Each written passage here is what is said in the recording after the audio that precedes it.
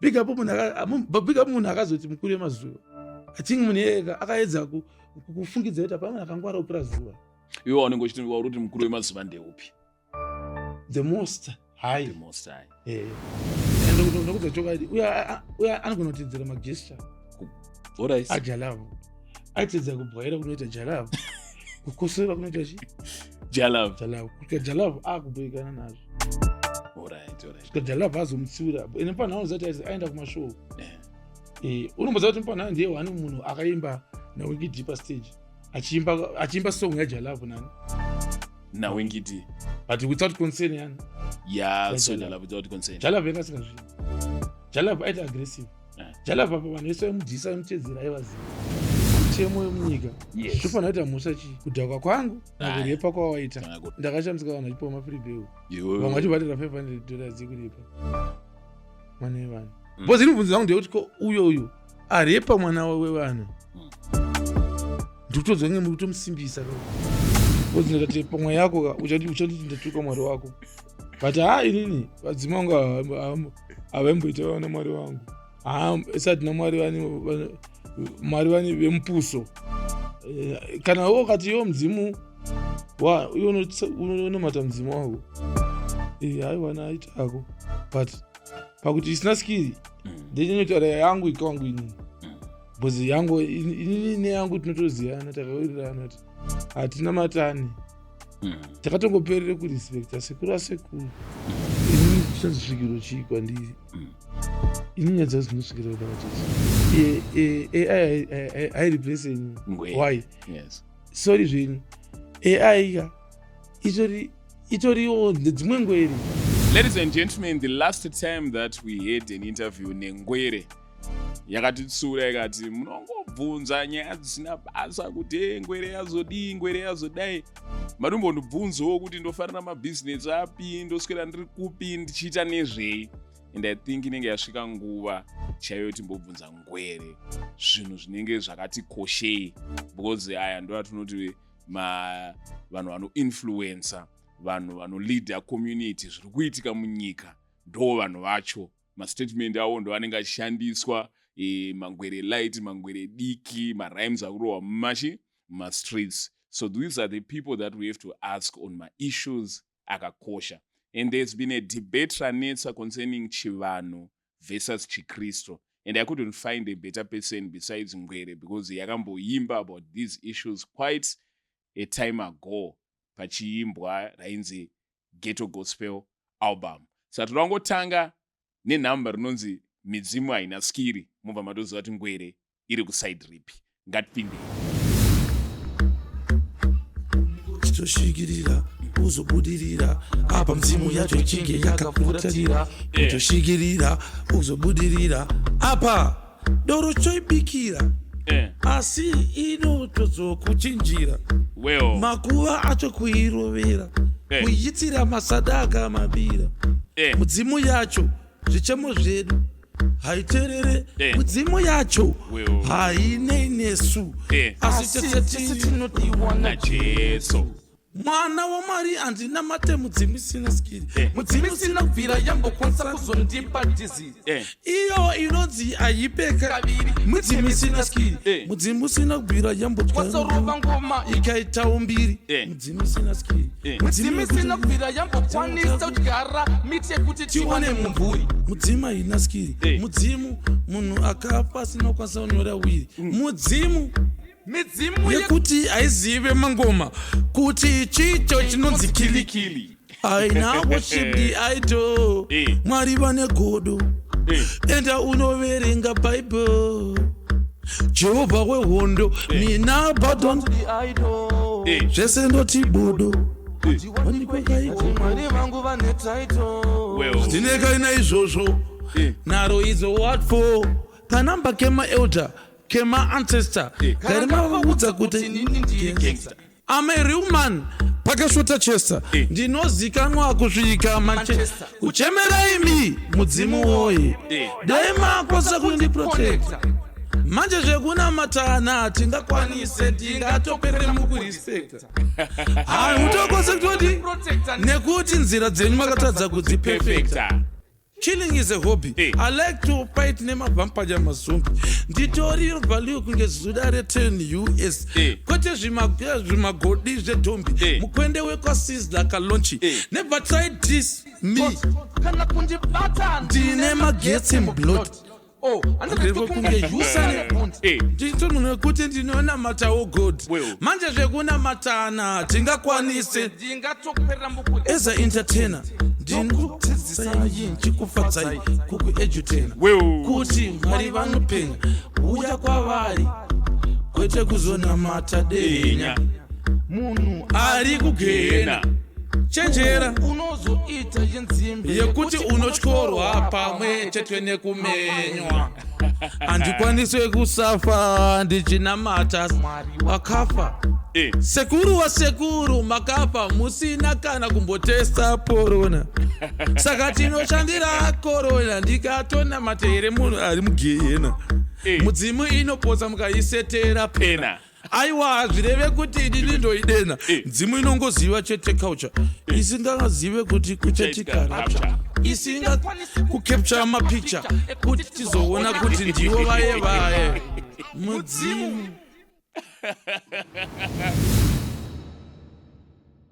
tisati apinda munyeda totaura ka ndingati mbokupai maruva ka living legend. Yes sir. Because vanhu vazhinji vanopiwa maruva wavo afa. Yeah. Izvezvi tine mangwere light, mangwere diki, mangwere kadiki, mangwere achiri kungouya haasi kupera. Unonzwa sei maruva achiuya uri mupenyu rather than dai uchifa usingazoita achatombouya here kana kudai.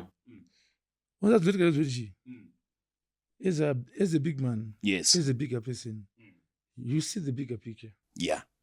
Kunyaperwa pepe kunzanzi inoona kudza choka chanogona kudza ndichitika Sauro kuti zvinonzi Sauro akatanga totedzerwa muso akatanga kuraiza. Unomboziva here? Oh. Sauro. I remember 2013, 14, 15. Makore atikadominatwa nematisi aitedzera Sauro. Yes. Unomboziva? Yeah. Alright. To tell you the truth. Ndinombokudza list ranhu akatedzera Sauro. Ndipe. Ndofarira kudoma nemazita. Hazvina kushata. Bosi kuti mazita tinodanwa nematenda tinodana. Alright, wekutanga. Pana izi chigogodera. Chigogodera. Aimba exactly nevoice raSauro. Ndomuziva. Achimba nesera yaSauro. Kusvika palevel yekuclaima kuti isera yangu Sauro akandibira chi. But izvo zvaitozvidza nekumapurazi wake vaimusimbisa zvekujecha kwavo. Vachimusimbisa vachimufadza nemanyepo. Yes. Handana bosi isusu as a person Sauro tomziya, as an artist Sauro tomziya. We all know kuti uyu ari kungotaurawo nyaya dzake dzekumba kwavo. But the real deal was kuti akabuda pachena kuti akushandisa sera yani yaSauro. Kuna Raphael ndeopo. Jachild. Yes. Exactly. Jachild, I think he happens to be ngati ndo first artist yengeti Jalab ingadecide hake kuti bo uyu mwana wangu ndomutora sekuti ndochimwana. Jachild. Alright. Raphael ka. Yeah man. And Raphael son. And Raphael was a perfect son of Kungering family. Why he was perfect? Why? Because of even styling pattern. Even voice and nokudza choka uya anogonotedzera magesture. Alright. Ajalavu. Aitedza kubwaira kunoita Jalavu. Kukosora kunoita chi? Jalavu. Kusvika Jalavu akubhekana nazvo. Alright. Kusvika Jalavu azomutsiura. Ene panhau zati aenda kumashow. Unomboziva kuti panhau ndiye wani munhu akaimba naWingy D pastage. Achiimba song yaJalavu nani? naWingy D. But without concern yani. Yeah, so Jalavu without concern. Jalavu yakasingazvidi. Jalavu aita aggressive. Jalavu apa vanhu vese vamudhisa vamutedzera aivaziva. Ende tese isusu taitovaziva. Handoziva mangu. Kusvika palevel yekuti kwakatozoya Dobadoni. Dobadoni ngani ane ma-styling pattern ma-copy and paste okuti mamwe aSauro. Of which pastera remangoma. Yes. Zviri normal. Handoziva? Yes. It's like a generation. Kune ma-artists anodescribe a generation. Handoziva? Ekuti rinoshanda kunge template. Well. And I remember kuna vanhu vaimba chiti madhezi ayaka vanhu vaiwanza zvezvo kuti ndawada deep wese mwangu ndiri chimdoro ndatuchecharoze. Yes. And some of them they used to mock the great Saul wacho. All right. That's why kuimitate kweka kuchizopedzera kwa nonsense wanzo here. All right. Ndonakirwa ndichoina kana tukumwewo zvathu tuvapanho zvathu kuti ndino zvatinoziya tuwapana akaimboka namba kake musunu anika kakaita sese kugawana maplayers anika but ngatisabve zvatange pamwe ndike kutanga kuchitika panyika kuti kune muita imba namba rake rikatasi rikaputika rikablowa but watanzi but unodoma mazita tingori murima tingogesera wangu kasi mamazira nonotsuma ingani mune mutomburu nawo zigo pane zvimwe zvoti wona zigo pana mwana kuti pese pamunoita naye mapodcast amutakuita nyaya dzaselling killer yes navo why ipapo patori nepurpose yekuti vadaro why because iwoka they made up with selling killer and Jalav. All right.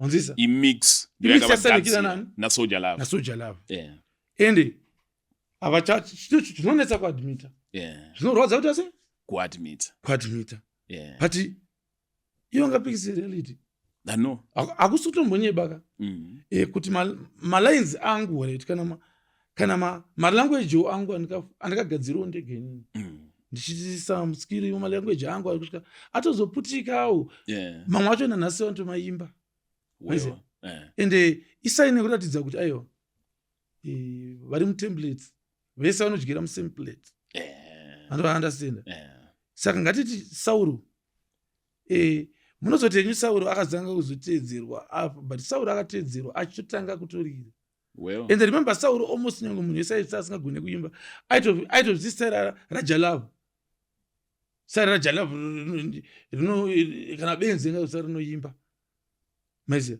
because munhu ndopakatangira kasiya kuti ika ndichibaba ndichichiko maziya mudara ini ndotozoti vanhu kuti aimokwa nesitara nani rake maziya mudara and kune maartists maghost ana asauro unoziva pane imwe ridhim inanzi ndoripinda ridhim pane amwe blazi so vakazopinda paridhim vapa anogona vakapinda chimboti vaimba anzi chiko anzi Jalav yanga namba rinonzi ngoma yese ndoripinda chichichi waiziya inamba renzi boys munokomenta mucomment section vanhu mutubasa but vanochera mizika yaJalav vanoiziva pandori ndoripinda chi redeem namba rero yaitodiwa kana inini personally ndipandingaridzwa ndakanakirwa naro but ndakazonazoidiscover kuti aiwa hasi yemukoma wangu Jalav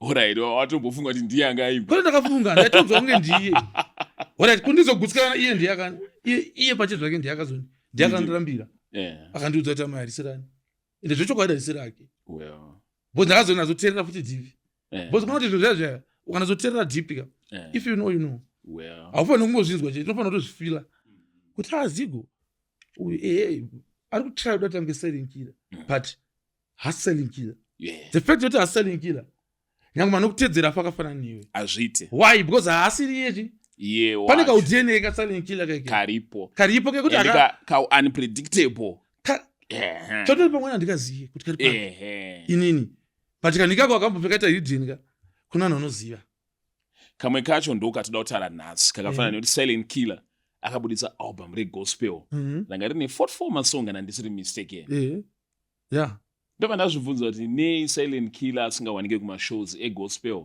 kana achikwanisa kubudisa 44 masong in an album ari kuimbwa amessage yegospel zvinoitika it happens kuti kuna vanhu vakatonga kutizira pafacebook vamwe vakatiziva musuno uyu vamwe vanototi vakatanga kutizira paclash yavo yekucity sports ndevamwe wavo handimaiziva ende kune vamwe vanopretenda kunge vasingazivi kuti isusu tinotoimba masongo egospel variko vakawanda vapandi kunyeperei because zvinobvira pakuti pakunzwa munhu achitaura komedi yotanza anoimba zvisinachi musoro why pamwe ari kunzwa songo isina musoro handoiziva but masongo asina musoro ndo mamwe akatoendesa vanhu kumusoro andika tiri kuti ndo anotoconsidwa kutopura kana achane musoro saka I think ngatiti is true manifestation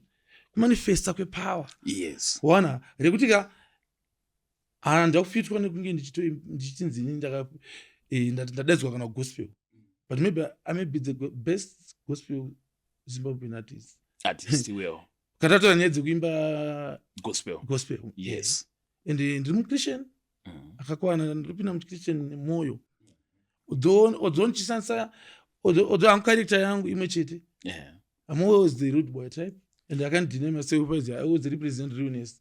And God qualifies those that he calls. Right. And hapana need validation kana kuti approval yemamwe madinga. Because as long as nchizoti grafton ndikuita ndita basa rina Mwari mukati. Imission redu kutoti vanhu vaute mune ramangwana ihope kuti vanofanira kunge dewa udinwika yaita safer place ka de vanhu vachiterera zvinhu without judging zvinhu zvavanonzwa kana kuti zvavanofungidzira pamunhu because zvinhu zvacho ka you might be wrong. Munhu angonofunga kuti ini ndinoimbira monake zvinyasiya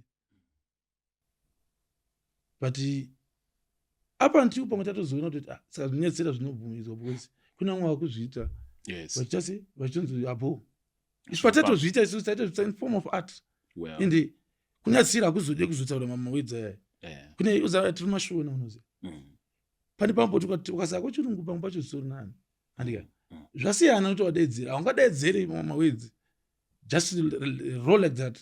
But vanhu vanobva vati Silent Killer aimboimba zvemulundukwa ndokarovera musingi ndokarovera musingi but handakutaura kuti MH nani wamai vako kana wani futi kangati futi baba wako ndiwatoka nemasaladi kusabva wada kutsvaga futi fact yekuti kwakuti hanzi akutuka baba wangu handisi kutuka baba wako iwewo handina baba wako ndiwe unotongwa chete ina handitongwa nemasaladi kana vako baba wari unobvira kutongwa nechi handivazviona manje saka vanhu is like vanotsvaga pane mawedzi atinoiswa mukanwa so kuti azoti handa mangwana but still vanhu hatinoziziya tazvijaira tazvijaira kuti uzati chii unototsomekana chete kana wajaira kuti ma10 hectares kuti uko 20 kg yechibage saka kuti uwane chibage chinokwana guri rese ka unofanira kuti ma10 times chi maths numbers will never lie if you do your calculations very well unongori wako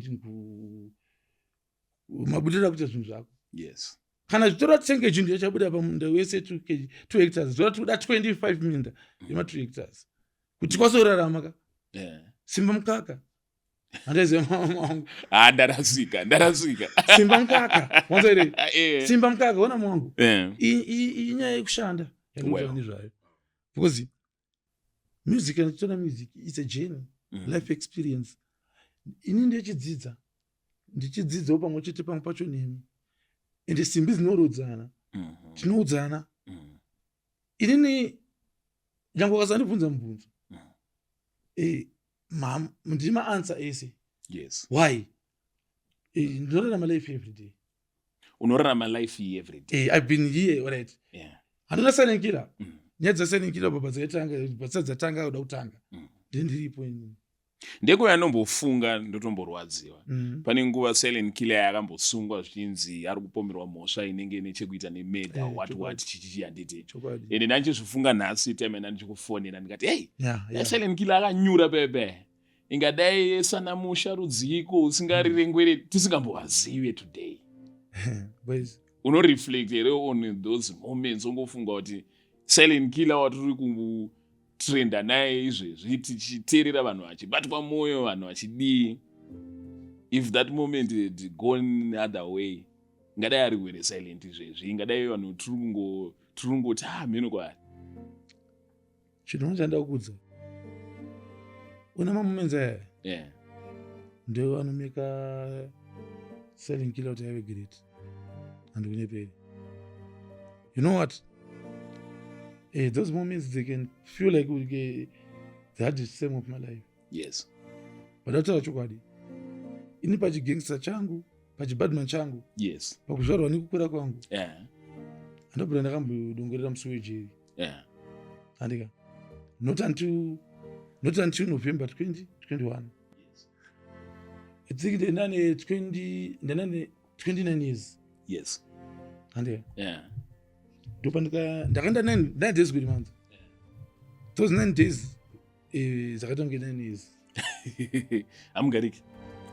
I can survive any harsh condition handina I'm tough zvekudaro but kuna kuti pamweya panyama ndokunoshinga but pane pamwe panozobatikana uzati mweya unobatikana mweya wako unotobatikana. Yes. Pakuti unofila kuti uri kuopereserwa mahara uri kusafira mahara nothing because unatsoziva kuti uri honest uri kunzi vari mwari chaiyo chaiyo vachipupura vega vanozi chokwadi chakangonakira munhu wese kuti munhu but unoziva kuti chokwadi chinogona kutotsikirirwa munhu chete satani aita se aitonga aenda newini but chandakazoona ziku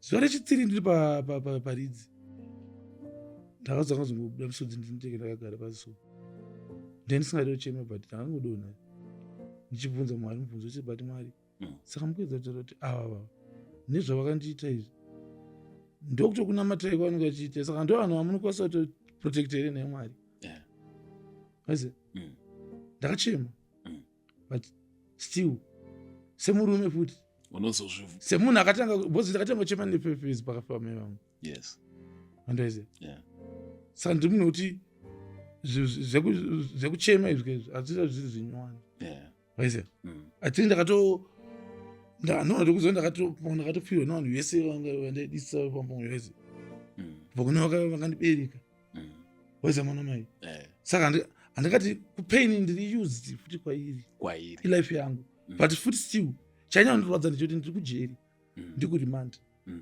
for crime handisina bvira ndakaita se ndakakomita ona but ndakazoona kuti maya kujeri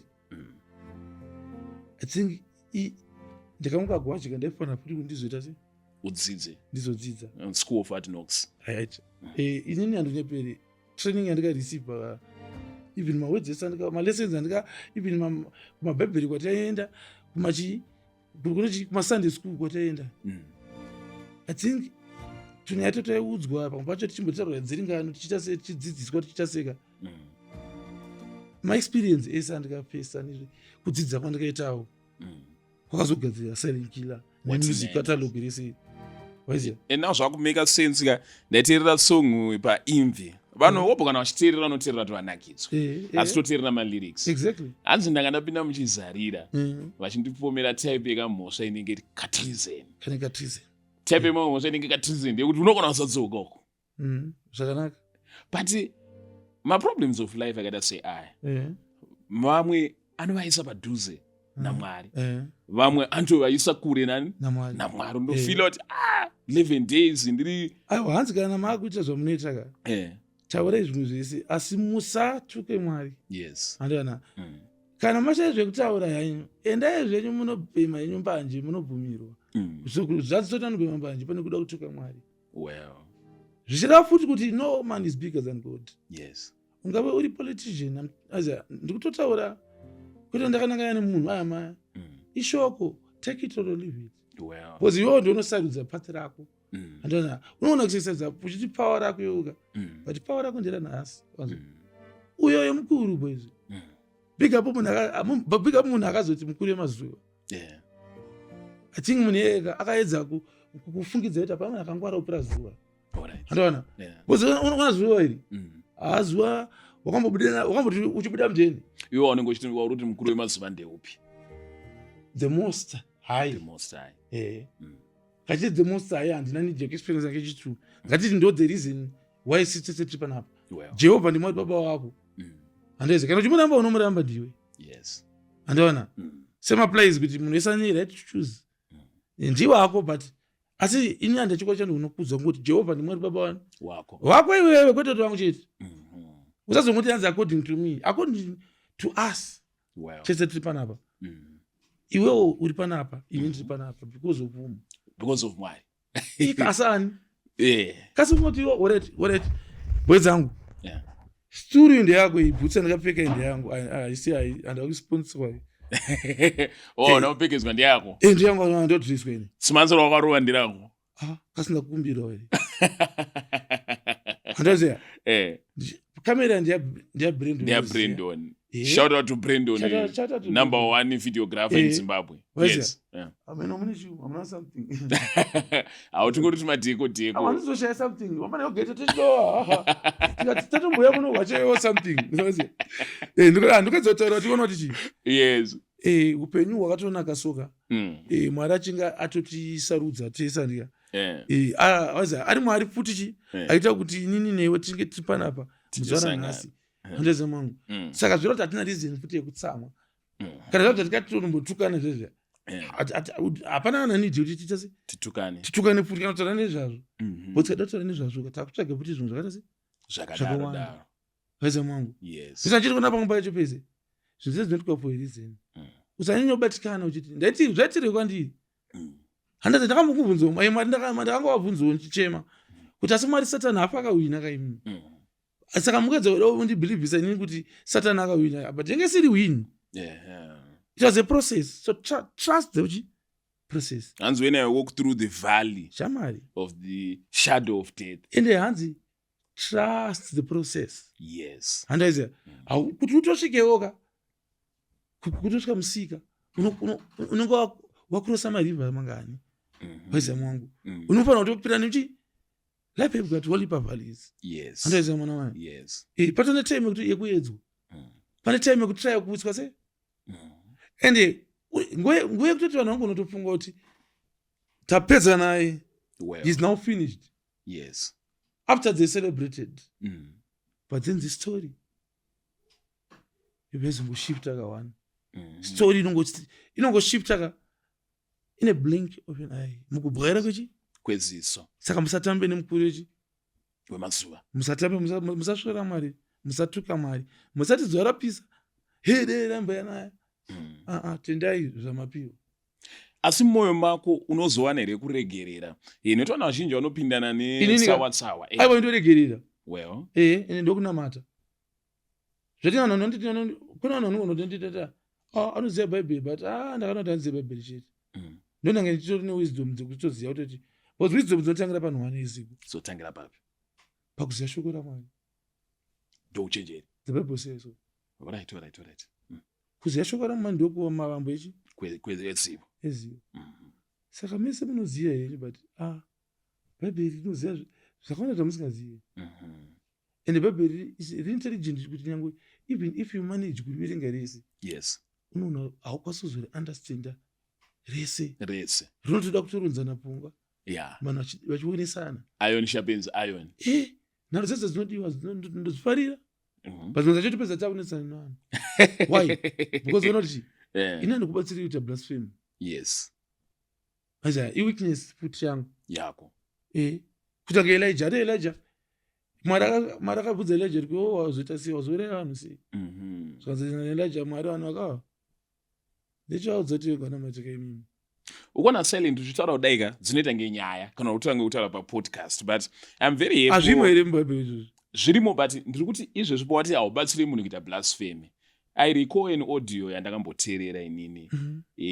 Wakarekodwa I think against your will. Kana tongosikuziva tingati against your will. Wasvika kustudio. Big up to Sparks. Panenge pamene munhu aiti Mwari hako, Mwari zvakadai, Mwari chichichi, vanhu vachiteerera, vanhu vachitoteerera vachinakidzwa nezvaitaurwa. Silent akasvika akaita nge achauraya munhu ipapo akatoti kana zvakadaroka tingatourayana panapa mukugara muchiteerera.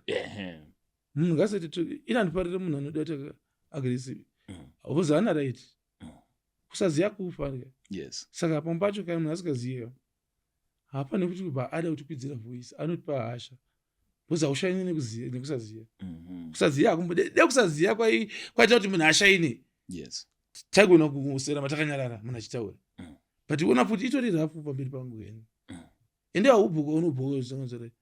Mind what you say about Jesus. Zvaunokomenda panyaya dzaMwari. Waiza mwana mai? Yes. But iri panyaya dzodzoka.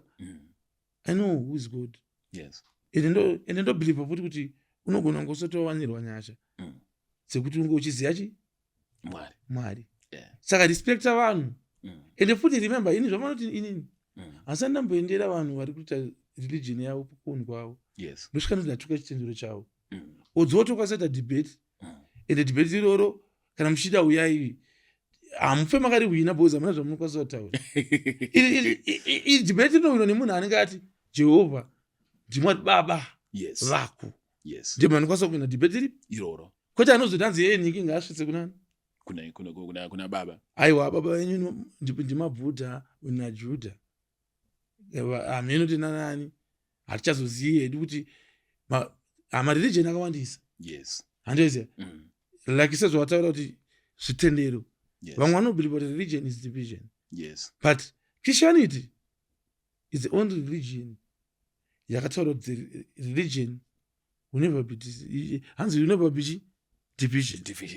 Religion inofanira kuti tese isusu inofanira kubatanidzwa as kuti there's the fathers of all nation ndimwari mumwe chete murungu nemutema hatikati hapana ukama tonoshandirana pasi panapa togona kutirana zvese tribalism kana kuda kutaura kuti racist waiza mangu haasi munhu wese akadaro xenophobia haasi munhu wese akadaro isatimbope takavenga our fellow brothers even nange kujoza vakatoya kunoku kunapana kumozambique some of them are our friends sa zvese zvotoramidza maartist kuzimbabwe zvinoitwa navanhu vasinganamati zvekuti vanhu musauye kuzoimba kuno revenge music and sports they should make youths unite ende hapana chinhu chakakosha kupfuura kunge tine mabrethren our fellow brothers across even Africa especially pamoza pazambia pajoza waza panigeria inangu ndine mape yangu handishai mape yangu yatotama nayo ndoti mape yangu yepanigeria imwe notopusha wachi lebhora wachi ikoko atoziya tichionesana tichibhurana chi maziso ebrain we are Africans. Remember we are one thing.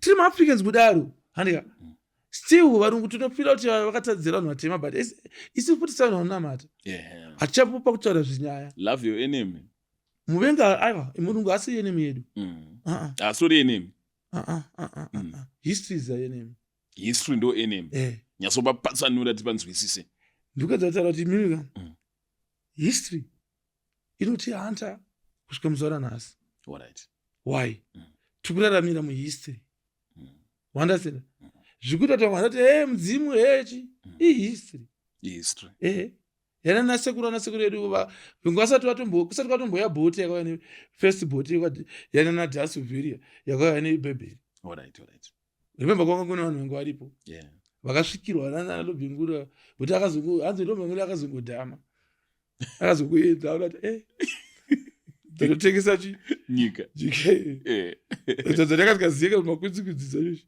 kuti zvakamira sei lobhengura hanzi akatate longe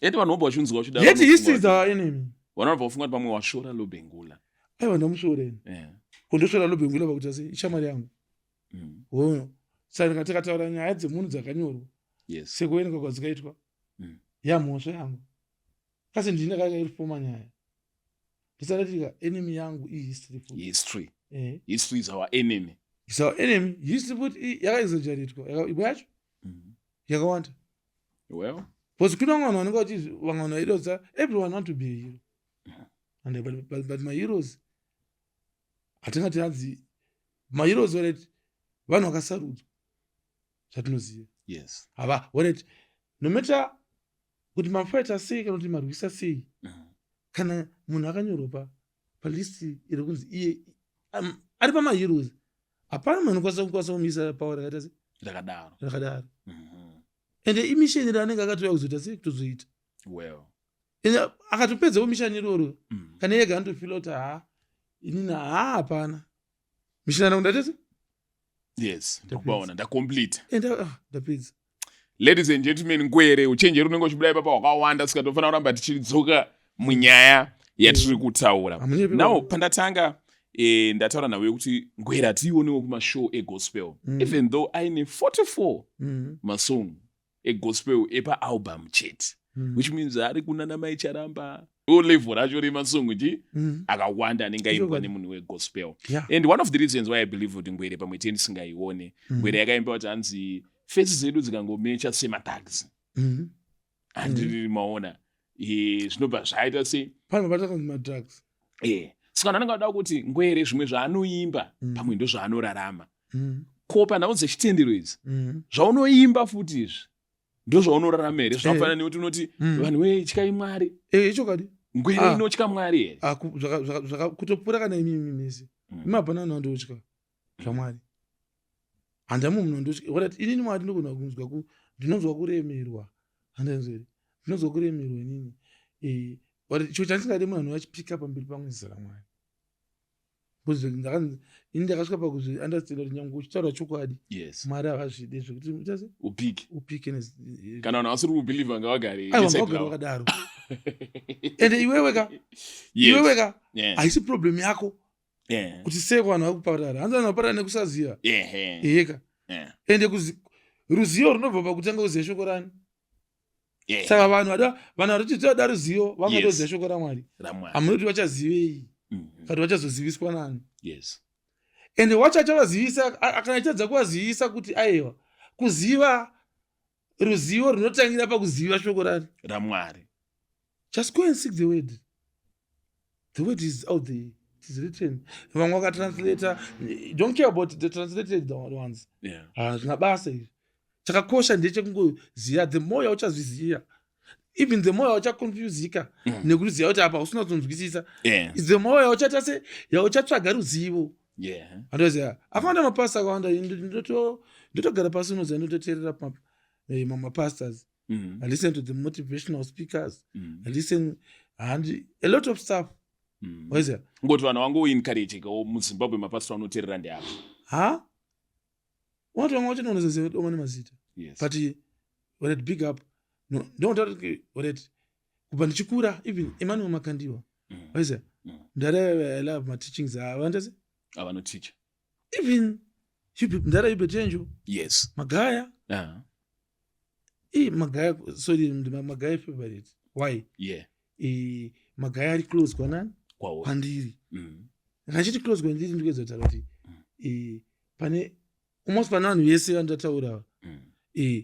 Ndara vakanditira zvansana namboitira nemwe munhu mupe. Nemwe munhu. Vakuitire. Testimony ndakupai. Yes. Mari wakomborereka. Prophet Magaya. Ini ndakatoti nini remember chegorirereya chekuti ndoenda kuLondon ndobva ndanzanzi ndanga ndawanda mutoileti ndichitamenda kuLondon ndichitase after ndasvorwa ndamakiswa ndanga ndamwenda hangu mustudio ndonanemba song yangu inonzi kuLondon mufambo anozoenzere kuLondon yangu saka namba iroro inototanga chinzi hamusati mamboona mabadman achisaya Ngwere payagaya payakaenda PhD njona Prophet Magaya. Sa Prophet ndakanangomuka chikunzi phone call. Kana nduyechi ikoko. Trakuya kupoa talking on ofuji appreciation tasome yako. Yes. Andunepere ndakapoa mari yokuti andikwanisa hangu akundizwe disclose but mari ngakukomborere. Mndare inasana mudzi wachitsaura. Well. Ini ndinotsaura ini. Zvira kuti kupa kune mfaro kunokunda ende waimba here uchitaimira kana kuti just singing. Ini nangu handiwanzo kuda kutaimira kana kuda kuita zvinhu kana ndichita chimwe andika kachinji kacho panozotinoona ngoita undaitawo kuti pakundakwanisawo raimwe ndaita sei alright ini zvakanetsa kuti ndakatotadza pamalines angu inini ina me first singer remember masong ma freestyle pamalines angu inini ngatingoti nini the anointed yakaswa naMwari yamandiri ndo yakandipa the courage kuti futi ndiise kuti Prophet Magaya because after ndaita izvozvo ndakatozoitirwa chinhu chiombewo mukeria mangu bozoona prophet ndiye wani munhu akazondibvunza nezvekuti muna nefacebook page rako iwewe ndiani. Yes. Apa page rare mari dzaitaurwa akanenini ndatota give up. Notirega ndikutanga ngusvi. Nendatotanga rimwe. Yes. Ndatone rimwe renga rakunzi original certificate.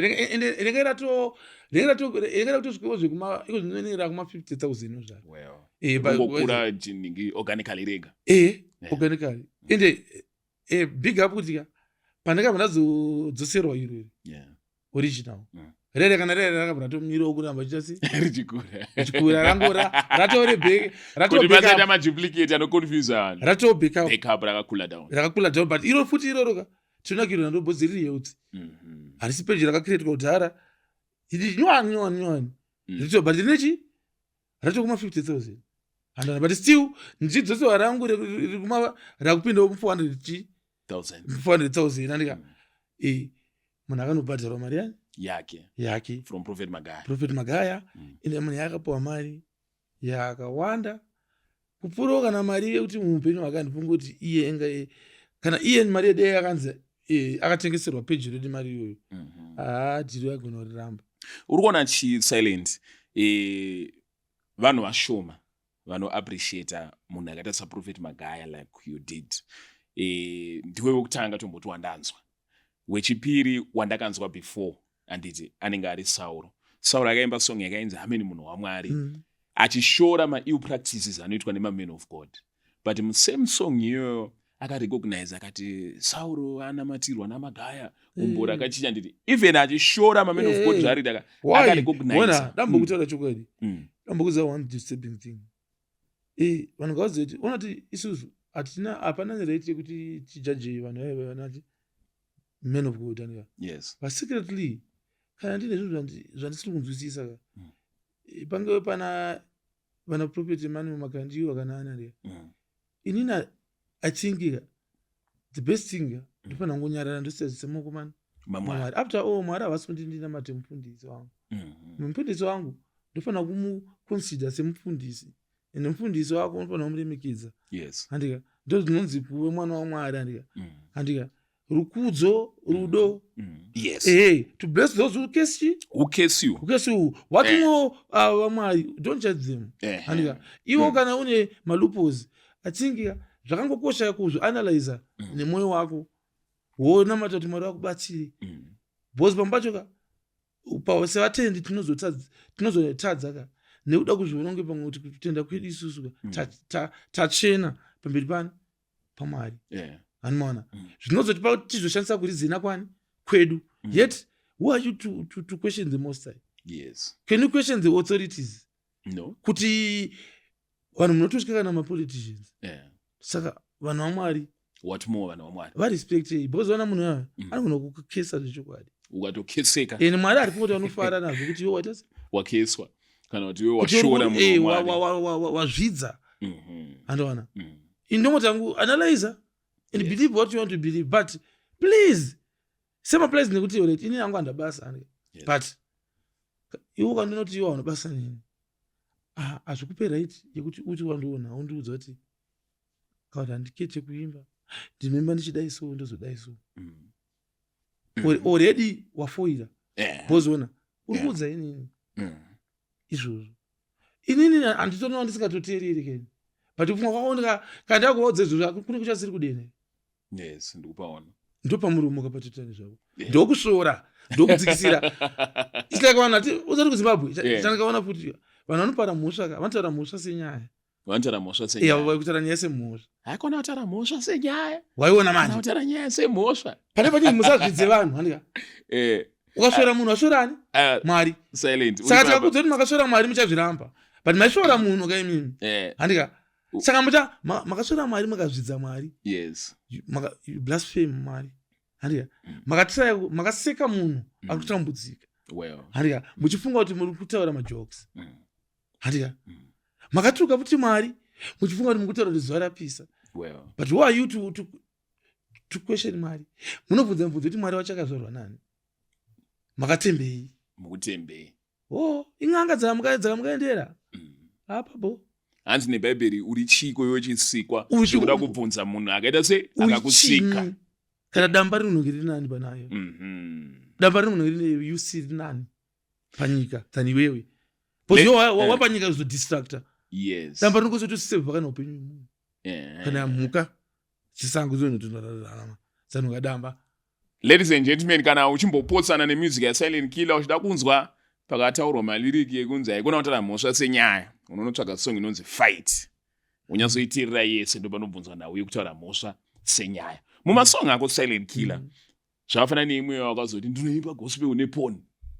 Anobva kuti tonamata hedu but hey, kuzoimba kuti gospel une porn. Remember me entertainer. Yes.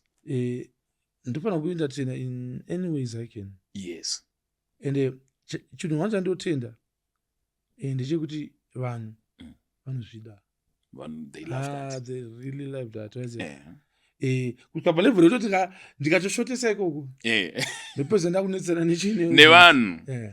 Saka chandinotora ndechoti art. Yes. Iart. Kuti ndemba gospel neporn ndokedza kuvaonesa zvichoti kuti I do everything. Kuba honest. Realness. Ndando represent. Not represent the realness. Inini handisi, I'm not an artist. Tinoita budget yekuti toita budget yekubudisa na single. Aiwa tidaro. Hatitorina budget. Titoda tochitawo mavhidhiyo edu. Munoda tochita vhidhiyo zvakatoroka smart akaya. Ndo budget yacho. Kwese mwana mama. Well. Tiri kuti I've got so much to express. Yes. Anaweza kuredza vanhu vanzwisise. Ndine music ikawanda sisati release. Iri todawo mavhidhiyo machichichi kuti inge richi muplace because music imeribo but kupackage achete. Yes. Strategy. And isati sanoita stuck in one idea. Ati another even my intro. Tinotora bachiintroduce matsva. Aungodzikurudzira mba uchingodzikurudzira. Kungozikanwa ne1. Kufu. Aiwa baba kunyusku. Tiri munyusku. But hapana anoziva zvatisingazivi. Yes. Handiziva mangu. Yatoimi isanadzachi level rakuita se rakwanuloko nechi mazita edu aya musamasaizi anobva kure mamwe atotumapuwa tichitosaizi unoziva. Ndopazona Sauro mazita vanondipa. Mazita vanondipa. Kuti mangoma ndinosvipa. Komanta bo. Pamazita unozvipa ipapa pane rimwe rekuti harisi rekuti raunozvipa. Pane song yekuti ndobuda kunge zuva rekuseni. Vazoti vanonditi ngirozi. Exactly. Unorigamuchira resitero rekuti ngirozi. Ndorigamuchira. Zvinorevei pamweya?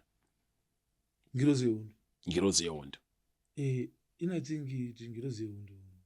Ndikuedza kutaura kuti ndayangoclaima tsuroni yekuti ndini ngirozi yehondo. Ndorwa hondo dzamwari. Asi dzangu aiwa. Ina ndahondo yedzandorwa ndedzamwari. Dzatsa pawanditi hanzi wakasvika ndada kana kuti mumedza munhu mudhara aida kutanga ada kutaura kuti mafakes akapfekera kasutu kegrey inoti achitanza kuna mwari hanzi zuva ndo mwari wedu nekuti ane GD6. Ndandisipo ndakazonzwa iri audio. Sorry zvenyoro yenyu. Audio tofana kuitsvaga. Ndotoida. Ini kana zvitoita masina akadaro munofanira kutoma nge muchitoma mari wedu secret. Yes. Ndichike kurekodwa nyangwe ndiri muroad. Babo. Nyanga vakamunditaka wadhi wakantemera ndakubhema mbanje obva wanditora picture. Yes. Mwari ave nemi. But ina handisati ndambotora picture nembanje nditata se. But chenjerero unorasirwa matunda asina mvura. Yes. Palife yenyu zvenyu. Pachenyu. Hapana chakachena kupfuura mvura ichirapo. Waiza mwangu. Yes. Hapana chakamochena kuna pfuura bhati kuti kadai so. Ina ndabva ndakambokuti ndabva ndambokuimbisa kuti chakugonyerai zvese. Kuti ndakambokuti andipenda kakutadzirai. Anchapenda kakudisappointa hai. Ndabva ndambokupurumisai kudaro. Yes. Maiziva but chandinongochemera ndechekungoti yedzaiwo kuti pamune muchitotaura pamupepeka uchitopiwa mashoko encouragement. Don't try to kill the only last hope pamwe andikukuta se andikuseva panayo. Yes. But pamwe paground hapatorina chiripo zvechokwadi. Yes. But that only effects and don't make me lose it. Pamwe pacho nekuti hey, don't celebrate downfall. Yes. Celebrate yenyu kana tisingaoni because makazoti ko ndikamana zonzi ndamwa mushonga wemakunzo. Yes. Because I'm now ndakushandirwa nesociety. Ndashandirwa nemunhu wese. Pamwe pacho ndokuisolate kwamuri muchitachi vanhu. Vamwe vanoparatidza weakness yavo. Vanhu vakawanda vakaita masuicide nenzira iyoyo. Yeti anofeel kunge pamwe it's like the world they are turning back against. Wambosvikere panguva iyoyo. Ndakasvika kawanda. Hakakawanda mulife. Ndonakuudza kuti ndakakura ndakati kudaro. Because mama wangu akafa ne5 years. Mama wangu akafa musi 17 April 1997. Ndapedza kugeza kuenda ndoenda kucrash. Ndarangu akangopinda muchina chimwe kuti mama vashaya. Handachandamboziva kuti kushaya kuita sei, but pamusi uyoyo kusvika musi wanhasi handangoda kuzobvunzwa kuti kushaya chinonzi kufa. Ndakatanga kutoziva kuti amai vangu afa. Saka pane kure ndichibvunza mama vangu ari kupi naye. Ndikuziva kuti mama vangu vakatofa handi. Takati ndanawo ndese. Wakaita. Saka uona kuti takaona life nemaengozi ese because kana pasina moms ndineperi unochiona zvisho. Yes. Ende thank God ndakakwanisa kuyaruka manage. Yes. Ndakura ende ndototenda kuti mahardships iyayo akandishepa kuyo zvandiri nhasi waise mwangu. Yes. Saka ndapa level yekuti ndakasiwa namama ne5 years. Saka iko zvino muchandisiya ndine 35 years. Andika. Well. Muchandisiya mati mandisiya inini. Haina ndichazindasiyiwa kaini. Waise bhodza to baba wemarudzi. Waise well. Empire yacho yazodependa. Yes. Waise. Isusu already chimwe chinhu. Ndonakuudza kuti kwese kumba. Hanzisa. What do you mean? Kuti hakuna kusina ngwere dzangu. Zvemission. Ngwere dzakapararira. Kanjiti zvengwere asera zvanhu vari kutira kuda kuimba. Ukureva dzipi? My way wishers. Vakataka kubhirivha kana kuti uyu achazviita. From day one. Remember kuti anonga madoubts. Andika. Kune vamwe kuti already no matter what comes. No matter kuti chichaitika. Waise. They remain dziri ngweri. Yes. Ende vanhu ivavo ndautira chokwadi. Vanhu vanozira vega mwana mani. Even yangu paunenge wabhaiza dzinongoramba dziri ngweri. Right. Kubhaiza sezvo ndataura kuti boys ina ndauti chagonyere zvese. Handabva ndambokupurumisa izvozvo. Asi dai ndakakuudza izvozvo maigona kundibvunza kuti kusei iwewe uchitadzira. Alright. Ini ndakutadzirai fine. Asi imi munondigonerawo zvese. Handika? Imi ndimunotadzirwa handika? Imi musina pamunotadzirwa inini handika? Zvazviri kureva. Haziya. But ndinongoziva ndechekuti pasi panapa vanhu vakawanda vanongokuratidza mahardships kuoma kwakaita upenyu. Vamwe vanhu vakaratidza love. They want to make you regret it one day. Yes. But ungaregrete kuti wakapa munhu love. Ina ndichemechemo ndanzi sei nyingi wandakadai so asinozondidai so. Zigo. We learn the hard way.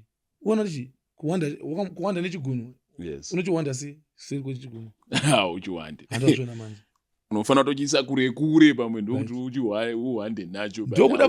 Ndo vanhu vanozopedza vada kurizina. Kuda kurizinira Mwari. Yes. Kuda kutaura kuti Mwari isoso ngeshamwari yavo. Waziya. Vanhu ngavasatore zvimwe zvinhu, pane zvinhu zviserious zvatinoita lighters. Vanhu they can easily kill. Vanhu they can easily rape. After vadaro wotanga kuti auya akarwa nemadrugs anoziva. Yeah. Saka paone futi ipapo. Senyika sechitendero. Wona kuti mapagadzirisa sei ipapo. Manzisa. Kuti kuuraya nekudhakwa ndepi mhosva. Udzokuna Mwari chese chitema. Yeah. But pamutemo wemunyika zvofanira kuita mhosva chii kudhakwa kwangu kana kurepa kwawaita kana kurepa mhondo womhosva kana kuuraya munhu but unoziva kuti ndakashamisa vanhu vachipiwa mafree bail vamwe vachibhadhira $500 kuripa mwana wevanhu but ini ndakatobatwa ndakagara pasi pemunaipi pambanje ndibhadhira $500 chinza ubude chinza ndibude anditaura manje mbanje dzawaiti ku-UK dzinotosungirwa pasaidi peshopu yacho yamatenga mufamasi samwe cannabis is everywhere but auone here iri nhau tomboti pane patino nhau yemutemo ichinzi mutemo handiti ko hazvikwanisiki here kuti instead yekuti mutemo sei tisingakwanise kukweshina kose kana muchiti kana tikati sei noti kuna vanhu vari kurepa sei musada kutinzwawo kose muri kuona kunge corruption is the best drug, right? Corruption ndonakudze izvozvo indangobvunzawo varidzi vemashopu nevanhu vachitenga pashopu anditotengesa hanzi aripowo but isusu atinobve manzinzisana satani tozvikuitika munyika kedu but I think the world pachagona kungotrita munhu wese zvine rudo mukati bhozitirwa nepazimbabwe vaisa mwana mai and expect kuti dinika tikati ora totonzi isusu panapa panyika manapa ingotaimba manguma tatraya kuimba manguma tafadziwa vanhu andoziva staying away from crime Zimbabwe yafanira iri proud vaisa but kufunga kwako yoga detaramba tiri rebellious isusu dzimwe mbavha kadzikaite dzirimo muraundi racho understand but why did I focus ndichita izvo zvandikuita izvozvi vamwe chingoti anopenga ndichapenga rini ndatozoona kuti ininika ndakatopenga ndikandasvika pakutokwana futika imi muchiri kungopenga imi muchiri continuous papeya Zigo how confused andika is the nation andika kusvika palevheri kuti tinoona mhandu kunge shamari yedu toti tatora mwana padhimi pedu tobva muti uyu kauyu takutomutonga kupfuura mhondi inanda kuti zvinodhaka ngazvirowe masungira muri kutiita kuti hanzi munotinodhakwa musatikondemi hatinobva tatadza vanhu zvinhu taakondemwa musatifananidzeni mudhii class handisi mudhii class koma anotengesera ndiani anotengesera asi muri fanira azodhira naye why but pazimbabwe panyika inasotaura nyaya dzenyika but ndisingatye kutaura nyaya dzenyika because ndiri mwana wenyika am the citizen of Zimbabwe but hona silent tisati tadzokera kunhau yechitendero yatiri kuda tiri kuti one of the reason takudedza panapa ndeyekuti ndimi maleaders of society acho kuti kutaura zvinhu zvika izvi pamwe pacho ipain saka ndiri kuti kune chatinoti chivi zvakafanana nekuuraya munhu handikwanise kuita lobby for mutemo kuti ubviswe wekunzi kuuraya munhu kunoendesa kujeri because chitori chivi kwozoita zvakafanana nekunzi kusunga danda handiti chinenge yakunzi it's not necessarily a sin asi kuti nendaa yekuti mutemo wakaiswa munyika handiti zvakureva kuti it's illegal hazvibvumidzwe handiti kune dzimwe nyika zvanzingabvumidzwe silent zvakubvumidzwa chii chakaitika kuti zvibvumidzwe because they've studied vakasvika pakuzoona kuti aiwa this is not a bad thing this is an herb waona here zviripo zvino zvekutika vamwe vanhu vanototora sebusiness kune medicine yakauta inogadzirwa nemasini yayo madhara edu ena kuhondo andika vaitorwa mbachi dzebhimwa kuhondo chama zvototika I think vamwe vanozvititedza ifodya yachaminuka andika apa munozviti munorespecta kaucha munorespecta chi maresources amwari nezvinhu zvakasikwa nani namwari andika chinhu chekutika asi zvataura kuti dzimwe nyika why saka dziri kumberi big up saka isusu ngatichitiwo pavision 2030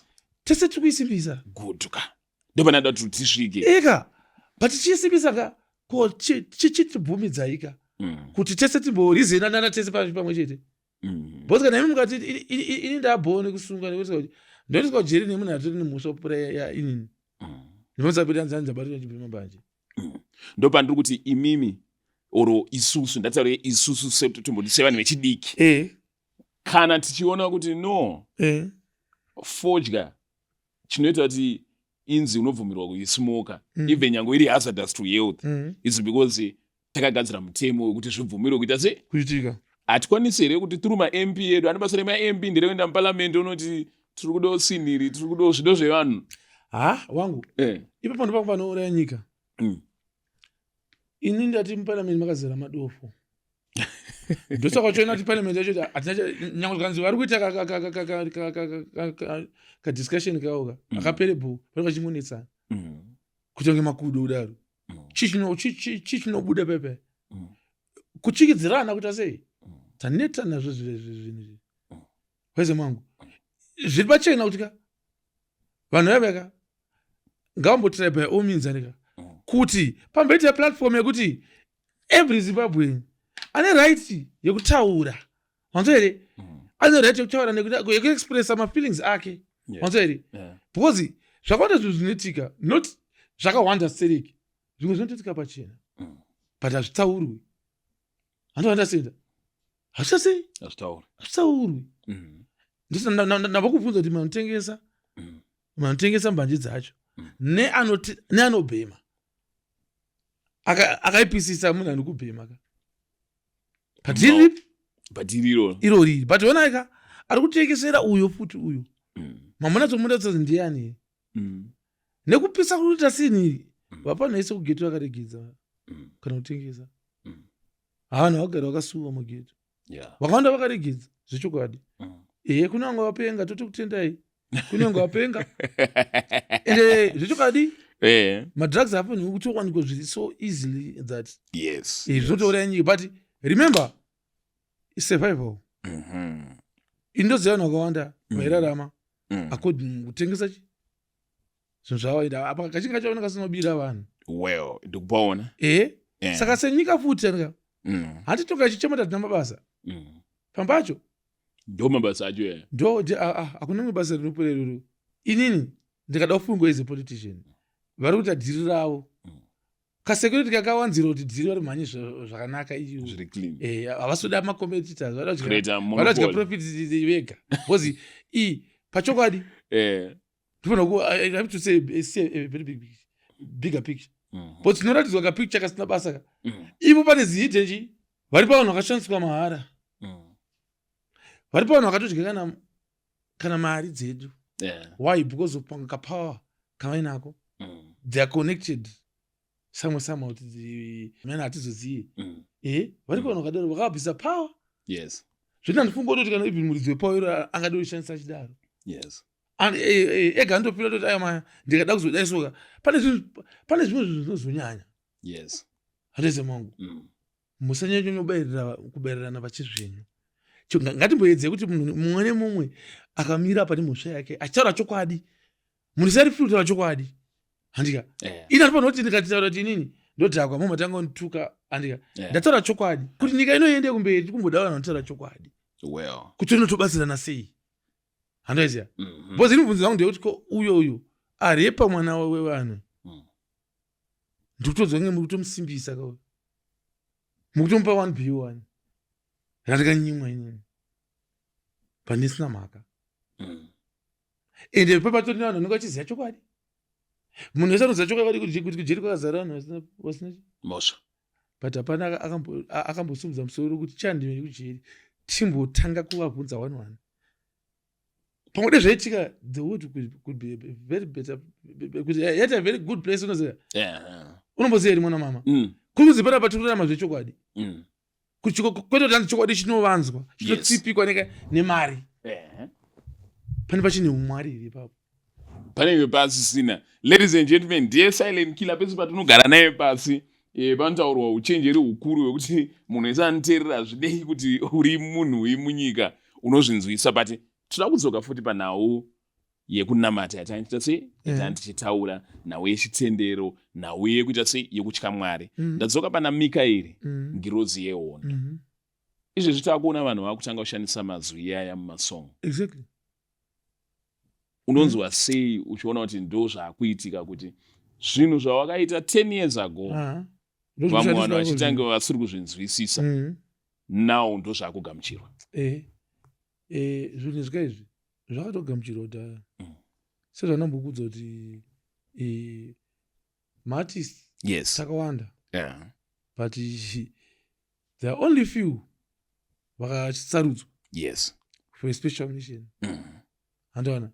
That's why toona kuti vamwe vese ava vanofanira kunge vachiteedzera pamwe pano. Almost vamwe vese. Waziva. Saka chandogona kungotaura ndechoti inini ndotozviziva ende ndaizviziva kuti zvichatoitika. Ndaitoziva kuti nguva ichasvika yekutotika somehow. Kuchange kuva nevanhu vakawanda vakutonzwisisa style and pattern racho zvekudaro. Toda kubhiga Fungisai Mashavave. Ndakaona anga akanzwisisa style and pattern akakuisawo negospel feature. Thank you.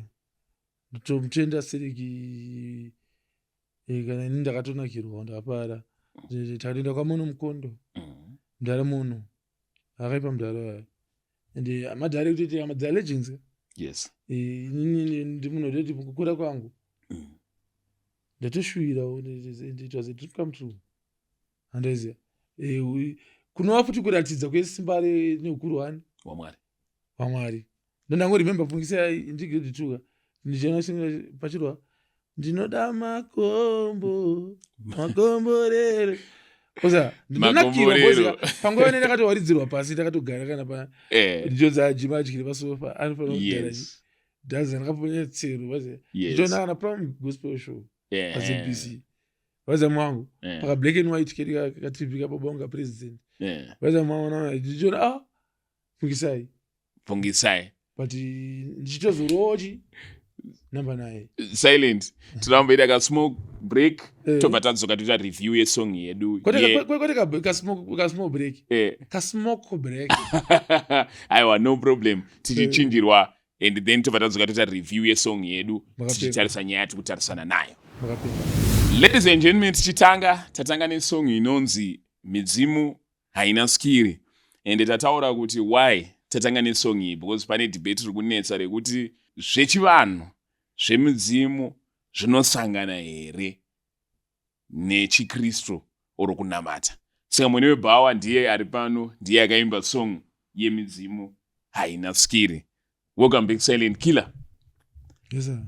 Better. Toda taka review ke song yedu toona kuti zvakamira sei. Musong wakati midzimu haina skiri. Vamwe vanobva vati midzimu yese haina skiri here kana kuti kune imwe isina skiri kwete imwe neskiri. Iyi kana chara nyaya ndichiedzotera nyaya kusati kwangu. Handitaure nyaya yako iwewe. Because handizivi nyaya yako. Handiya. Inini mudzimu ndaedza kuti yekwangu ndio isina skiri already. Because ndati pamwe yako uchanditi ndatuka Mwari wako. But inini vadzimu vangu havamboitawo naMwari wangu. Isati naMwari vani vemupuso. Wekudaro. Mwari wakakundikana. Aiwa asuri zvenyu. Mwari haasi munhu. Saka ipapo hapana. Kana wakati yo mudzimu unomata mudzimu wako. Aiwa naitako. But pakuti isina skiri ndinotaura yangu ikwangu inini. Because yangu inini neyangu tinotoziyana takawirirana kuti hatina matani. Takatongoperere kurespecta sekuru asekuru. Because baba vangu ndatoa respect. Saka wati mubaba wababa vavo. Ndongova no respect. Sekungechi maforefathers edu. Kwete kuti hanzi pane kunamatana kunga tikatongodoisa pachi. Ibaba. Aiwa, sorry zvenyu. And then of what iwewe hauituke. But kuiroera yakadhisi song ka? Akazi. Kachi. kweza taura kuti munhu ese akararama panyika Yeah. ingrid inini ndichanise kuita mudzimu saka panyika panapa hapana chakachena ichi imvura Yeah. andese isusu tiri vanhu munhu wese akararama pano pasi hapana akakwanisa kukunda bandi irori kuti anonzi anorarama mobva atokurara haana zvazvitadzo vakawanda vakatopinda denga takazoti tichapinda tichi nenyasha Yes.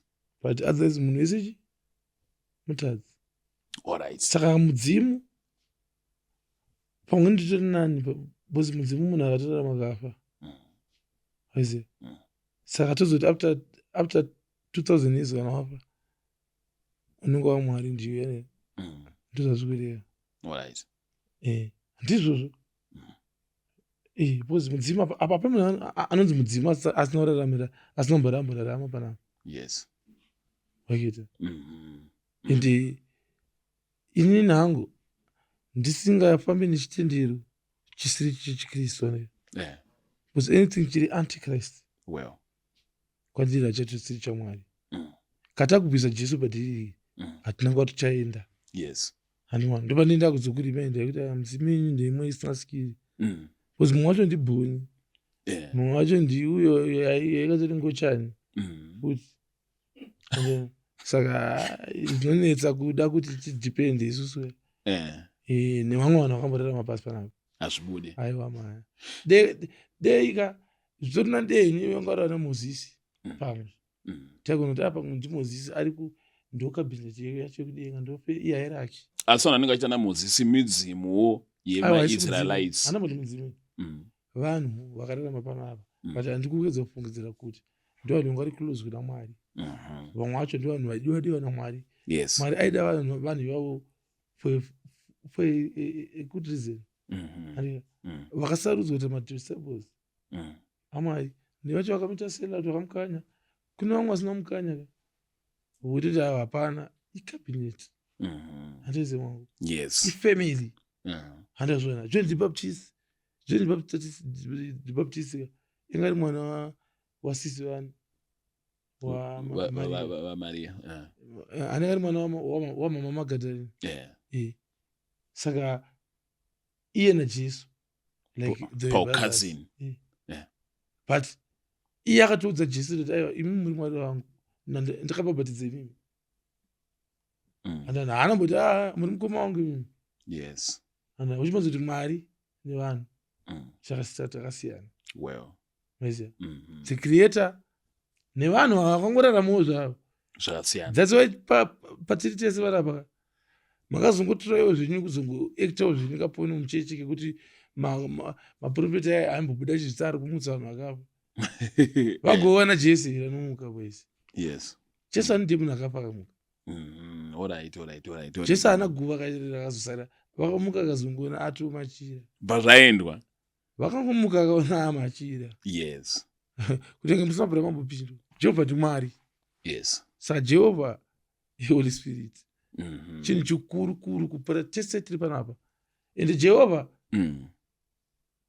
kana tichikona baba abrahama Yeah. handika vana jakobho vana isau nyaya dzana kena naabheu dzese dzevakadzi valoti takadzinzwa dzana mambo nebhukadhineza vana mambo soromoni vana dhavhidhi ana goriati ana samusoni nadheriariata zvakawanda zvakaitika vaize mwana mama zvakamwanda zvakaitika zvakawanda zvimwe zvichatozoitika futi remember maprofesa anenge achipopirwa kufamba kwatwita handaize mangu saka ramba muchirenga shoko ramwari because ndo pane ruzivo rwese ende zvese zvakanyorwa magwaro samwe uchasangana nazvo mulife waiketa ende uchadzwisisa kuti saka apa mwari vaidza kuti because hanhu mwari havatombodi kuti pate munhu anonamatwa mwari havabvumidzi izvozvo pachirungu mudzimu unochidzeni ancestor and spirit medium rasvikiro. I think so Saka svikiro svikiro futi rinodiwa here namwari ndisingazivi but inini chinonzi svikiro chii kwandiri ini nyaya dzacho dzinosvikira kupana Jesu. Hapana kana postman aripo. Sorry yenyu dzenguva ndinoona kuti I don't need kana muprofita. Because hakuna achapfuura ini. Hapana vachaprofita seringila kupfuura ini. Yes. Ndobhirwa kuti Mwari ka. Mwari anogona kuti vataure newe vanotaura nauyu. Waiza iri weye kuti iwewe vada kutaura chi? Newe. Mwari anoziva weye anotaura chi? Yes. Ndotsaka kuti isusu we have to seek just to seek for more wisdom. Kuramba chichese? Handeziya? Yes. Kunamata. Tichiverenga chi? Bible. Stay positive. Stay positive. Stay real. Try to spread love. No matter what hapana munhu ari kukuratidza rudo. But you have to just to show chi? Love. Because at the end of the day, we have to be grateful. Yes. Yes. Handeze mwangu. Uh-huh. The reason to smile. Yes. Yes. Then my last question ipapa ndoyekuti vamwe vanobva vati kuramba kunamata midzimu handiti oro kuramba kuita zvemidzimu oro kuramba chivanhu chine chekuita nemidzimu yedu zvinorevera kuti wafuratira vadzimu vako in the way yekuti waramba history yako oro washora history yako. Kana vachida kuswereka nenzira iyo vanoswereka. Because vanenge vatozvisweresa. Inini handitsamwiri nemudzimu wangu wakagunun'una. Nemunhu akafa ndisingamuzivi. Yes. Remember mwacho akapatisa tombowaona. Ende haisi muosva. Iyoyo. Waize mwangu. Yes. Haisi muosva kutanga kuzvarwa. Wanzisa, but tese takakuzvarwa. Yes. Netakakuzvarwa nguva ndantaenda. Yes. Pari patarera magumbezi achienda kuonda. No. Nekusimba kwatikaita isusu. Aiwa kana. Handazviona manje. Saka zvimwe zvezvinhu. Indangoti chete musandinamatise munhu ndichipfuura munhu akasika chinhu ichocho. Alright. Handimati midzimu yenyu chichifuratira. Musafuratire madzinza enyu. But futi tochinamata ivavo here kutopfuura musiki wavo. No. Handazviona. Kuti Mwari asi shamwari yedu. Mwari asi kumba kwenyu chete. Handaona. Dzatsoa Mwari achiti chinonzi Mwari chii? Irudo. Rudo. Love. Yes. Amen. So love is the only language atofanira kucommunicate. Waiziya? Love. If you love one another, mukadanana. Kana blessing raMwari rinouya pane vanhu vanenge vane love. Kwete kuti uya ane hundu mumwoyo, uya ari kumasuvi, uya nezvakati, uya achiita nzeye taakufuratira chivanhu. Against all odds. Hatipfeke matodo marivhu aya yakati ekuvhurika kune maparazo. Kana kutamba kampuri katasu. Tovaka maZimbabwe. Waza. Isusu hatikanzwana peni. Yes. Waza mwana mama. Pansula yaise. Wakati aiwa asori zvinhu. Mamarumba machi. Mimi sitainzwa but pane imwe. Mumiziki yotika. Mune makuti chenge makuti pinda hard. Yes. Kana makuti ase because my levels are kwa aveka. Hardcore. Hardcore. Yes. This is new school. Yes. Handeze mwangu. Zvirotika kwatoka neAI makombiyuta akutoimba beta. Hauzi kuikwata here AI. Aiwa ma. AI I replace you. Why? Yes. Sorry zvinhu. AI ka itoriwo dzimwe ngwere dzatozobuda newe waza vachishandisa madata edu isusu. It's like chigame chatombotamba chindege. Aiwa chiPlayStation yana chibhora chipro evolution chichimborwa naMessi handichamana Messi. Zvese speed yaMessi, madribbles ake, machichi ake, even fatigue kuneta kwake nekuti sei kwake zvese. Anakatori game. Saka which means kuti game rinonidha futi Messi. Alright. Kuti rikwanise kuita kutambasa Messi. Because Messi kuti muimutete apo kapo. Messi ane zvinhu zvakawanda zvinotariswa paari zvanotraya kungota sei kungokopa nekupesera pana pavideo game. Saka AI haigone kuimba sangwere isati yanzwa kuti ngwere ada kuimba kuti chii. Isati yanzwa kuti ngwere paside yangwere. What makes ngwere unique? Yes. Ndopano pauza kuti icho hachitengwe. ichocho ndichamwari akasingachipi andaona nyange musi wanofa unotofa utoenda nacho votosara vachitorwira ranzi tachimuti nevamwe vanotozoenda kumakuva kunotsvaga kundoendesa kunoisa mushonga paguva rimwe mwana emwe andazviona kuenda noita mushonga wekuti anzi ari kunzi tatotore chipo chamwari ende chipo chiri panyama here nyama ine chipo here no as long as usingakwasotora mweya wangu mweya wangu haubhilongwa kwauri ndewamwari nyazvikazi ini ndiri mutadzi hani mweya wangu ndinototongwa saka mukushandira mweya mukushandira zvenyama but mweya wenyu unogona kutadzisai kuti panyama yenyu imi mufutika munge makasununguka nange munge muchaza hamutodhiservingi makasasi muchiziva peace pamwe nekuda kwezvinhu zvamunobata nekuda kwemwoyo yenyu nezvamunoita se zvamunobata utsinyu hambosiripo usiku hanimbokuti pemwe bcause peni uri munhu unofila peni nezvanofanira kungofilawo kuti ko what if ndiri nini kwenini what if chi and usati wakriticize chiboteerera kaiwewo kumbira kamwari kuti mwari ndokumbira understanding ndombira mwari muvhure brains angu ndombira mwari musache kuti inini ndibatwe nemweya wekuda kuti ase zviripo zvino zvokutika unozotya kuti uzodzatuka mudzimu but ukatoramba mudzimu watoramba kunamata munhu kaiwewe uchisarudza mwari ka saka wasarudzwa nedenga saka usanyare kuenda kuwinning team because that's where you belong nyange kana wakambomuramba mwari hanzi mwari kana chete unguri mupenyu uya mwana wangu uyataurirana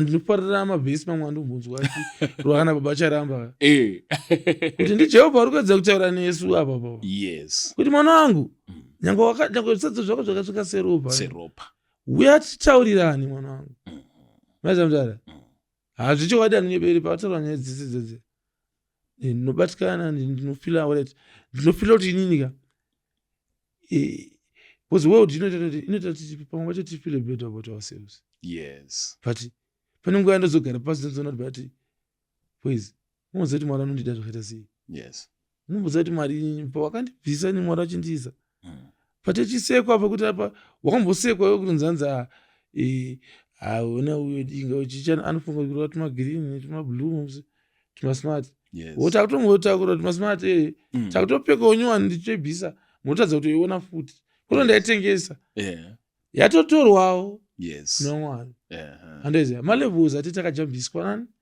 namwari kupa atichadonha zvekudzokera musuweji anoziva iko zvino todonherwa pamusoro pevamwe vakambodonha sasa atichakwasodonha tienda pani andanidi kugadzirwa statue because ingwerengani dziriko saka zvikwangwari andaona so give thanks for the blessing and remember kuti nyange ukatadza still mukanaonawo there's no time inonzi too late mukana wacho ndiyo pamwe this is the last time unofanira ngoiteereza chete kunanganisa kuti mwari wakapromisa ini mwari wakapromisa kuti samwe ndichaonera kwepino handazvana mwana saka keep that promise because remember pana vanhu vese unoziva iwo vakamborarama pasi panapa mbavha ndo yega yandoziva yakaenda najesu kuaitebhuru kwanzai kunodya miu mbavha yanga iri pamuchinjikwa mbavha yakatsiura imwe mbavha yaimuka jesu ikamudza kuti iwe uri panapa ini newe tiri panapa because tiratadzi tatopara mhosva ko uyoyo iyo hausi kutya kuti uri kutaura zvaunoda pamberi pamwari uri kuseka mwari apa mwari haana namhaka uyu ndimwari uyu chiona zvaakuitika jehovha wakati aiwa iwo ndindinewe ndondoari haiwewere iwo nhasi inineweka titakagara patafura yani ende zvechokadi within minutes vanga vavese mukingdom akanodya patafura yani yamwari apa inge iri mbavha so it's a last minute ko uyo wekutoseka ndudzo kuti zvakamira panototi achitochema pray the last prayer. Repent. Apa ona nyangwa zolimba pa yakata se ina ngatazufa ina kono tatosadza kutofana Jesu. Ndega upakadaro. Boza anisa ukona nyika inouraiwa Jesu. Indodasana chirarama. Nyika ikunzi Jesu akamutadzi. Kuinini? Ndatita muura Jesu muura ini. Kambuka mutsaga watadzika. Amungatsaga kuti Jesu atadzisa. Isusu matitaiwa. Takureva naye. Isusu kana munorewa na Jesu. Takuzoti nini hapana Jesu. Hanzi benzi rakati moyo maro hakuna chi? Hakuna Mwari. Benzi. Benzi. Ibenzi. Yes. Ende iwewe ungada kuiwe here benzi ra aiwa atidi kuva benzi silent killer ngativhareni nga song ityai Mwari tokutenda nenguva yatanga tinewe nhasi. Song iyi inondibata ndo one of the gospel songs I enjoy more pamasong ese awakaita. Saka wombotidurira moyo wako pasong iyi topatavhara. Kodo tutobata zisa rimwe. Tobata isa rimwe rakabuda manje manje. Was able to promote. Ndada kuchikira nguva yako. Aiwa. Ndauza nyaya dzeumambo hazina nguva. Basa nzira Mwari. Vanuwe. Yes, silent killer. Zvari ndizo zvari. I know worry. Andiite zvinhu zvangu ndiri muhari. Nyangwe ndichiziva ndina mari. I will never worry. I know worry. Andiite zvinhu zvangu ndiri muhari. Nyangwe ndichiziva ndina mari. I will never worry. Ndichautura pakavari. Ndo banja rova rikavari. Asi ityai Mwari. Ende muchaona pane boundary. Kuti apa panogara marozari. Saka ityai Mwari. Tenda Mwari nekuti muchanosvika pachikwangwari. Masvika pane chikwangwari. Jehovha itai mutibereke. Itai mutiise muchari. Pachikwangwari. Masvika pane chikwangwari. Jehovha itai mutiise muchari. I know worry. Andiite zvinhu zvangu ndiri muhari. Nyangwe ndichiziva ndina mari. I will never worry. I know worry. Andiite zvinhu zvangu ndiri muhari. Nyangwe ndichiziva ndina mari. I will never worry. Kana tenge masvika pachikwangwari. Masvika pane chimwe sewo chikwangwari. Muvaudze kuti isusu tatonedza nekutambura safari. Nekutoti taitodawo ma-offerings. Ma-offerings, beer shellings, money shellings. Life yekuti tinenge tichiti nhasi tazopoteka mashellings. Tikwanise kufukira yedu mafeelings. Nekuti atipinge marunnings asi. I know worry. Andiite zvinhu zvangu ndiri muhari. Nyangwe ndichiziva ndina mari. I will never worry. I know worry. Andiite zvinhu zvangu ndiri muhari. Nyangwe ndichiziva ndina mari. I will never worry. Kana takutaura zvekuKalvari. Tinenge takuti ityai Mwari. Tinenge takutaura kuti ava ndivo. Kona rimwe kupfuura makona nehari dzehari. Pamwe nezvikwambo zvekundari. Vanoziva Mwari kuti kare hagare ari kare. Kana zvanetsaudza Mwari. I know worry.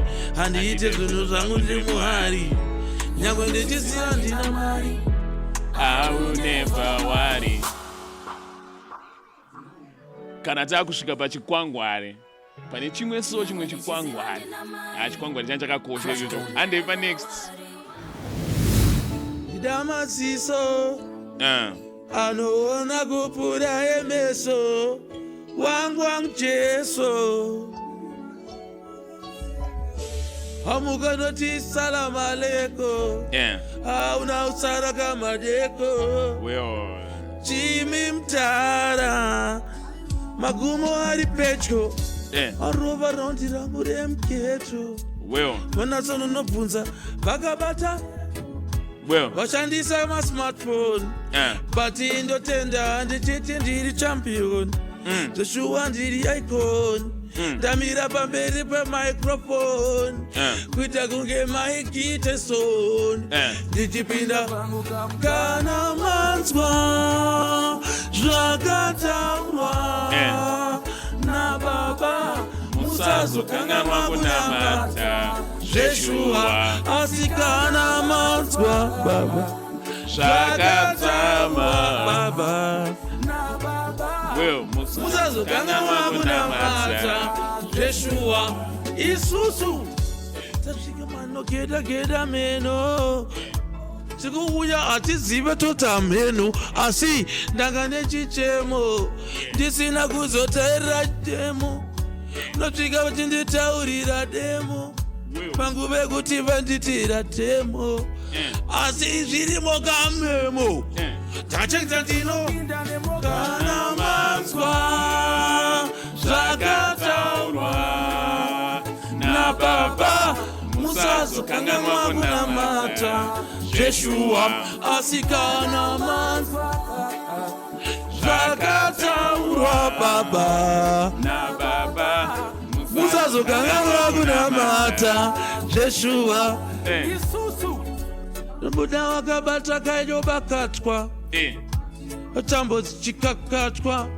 baba nofanirwa namatwa ukapinda paringatwa nosvika vanotaura hondo vange vatori kumunyatwa vawanda vakapapwa vamwe vavo vakazvana vakachaka varapa patikapiwa sapa ndotenda namo tichaieskepa vatoda tonditrepa vaudze kuti handingatengwe nebepa handitengwe nezvinoora noziva vangwarira kushora bati mutemwa munotyora hazvina mhosva kuti handisati ndarora zvakataurwa nababa musazokanganwa Joshua asi kana manzwa baba zvakataurwa naMwari musazokanganwa Joshua munhu wenyama anokanganwa nanezura akatokanganwa matsoma kandimhatsa nebakatwa ameno shavi rakanga ravabata hakuna matata nzira yasvika pamakata tofanirwa kugara achinamata kwete kuti taida kuzogara tatata tichiti hakuna matata aiwa hapana mapatya tinonwa wani mvura inotosimwa matatya motiona takatopitwawo nembatya handina munhu nyama wandatya kana riri sabata takanzi zvakaipa musabata zvakataurwa nababa musazokanganwa kunamata Joshua asi kana manzwa zvakataurwa naMwari kanganwa kunamata Joshua TB Joshua Jamachua taura nyaya dzamachua andramba ndipuwa andrambe ndimurombo ndiripuwa ndakura kwatajamba masuwa raikura zuva rakasuwa nyangwe huku dzataipuya mwe musi takamuka takadzibirwa hapana munhu asina kumbopira akafirwa awaikona kuzotyirwa ngoma ratinoimba rinorira ndinonzwa kuti uri mutinhimira kudhara ndakaita madzikirira vaivaya vanodawo nzikirira ndochingirira kuyambuka kuenda kumahombekombe ndodzoka ndiutora kana manzwa zvakataurwa nababa musazokanganwa kunamata Joshua asi kana manzwa baba zvakataurwa pana zvakazarurwa Joshua pane zvakazarurwa Ladies and gentlemen, hanzi handitengwe nezvinoora. Silent Killer, thank you so much for your time here. I believe with those who are watching, kana varivo vakasanangurwa kuti va-impactwe this type of message. Sometimes God does not use mavessels amunenge muchitarisira. Hanzi zvinhu zvinoshorwa nevanhu kazhinji zvinenge ndo the foolishness kwauna Mwari.